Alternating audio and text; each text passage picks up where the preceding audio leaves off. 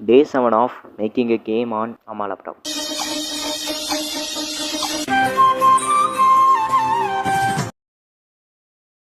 இன்றைக்கி வந்து பார்த்திங்கன்னா நம்ம பிளேயருக்கு வந்து அனிமேஷன் கொடுக்க போகிறோம்.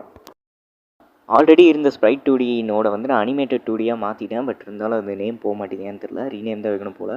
அப்புறம் வந்து என் ஃப்ரெண்ட்ஸ் வந்து ட்ராப் பண்ணது தான் இது. நான் ஒரு ஏஐ கிட்ட கொடுத்து அது ஸ்ப்ரைட் ஷீட்டாக மாற்றிட்டேன்.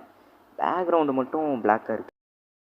அதுக்கப்புறம் அந்த டிரான்ஸ்பரண்ட்டாக மாற்றணும்னு சொல்லி ஒரு 2-3 மணி நேரம் அதுக்கே வந்து போயிடுச்சு. அந்த அனிமேஷன் வந்து கேவலமாக வந்து ஆர்ட் மாறிடுச்சு, நிறைய பிரச்சனையாச்சு. அப்புறம் ரொம்ப நேரம் கழித்து ஒரு சொல்யூஷனை கண்டுபிடிச்சிட்டோம். விக்டர், ஒரு விஷயம் நம்ம கெத்து தானே, நம்ம கெத்து தானே.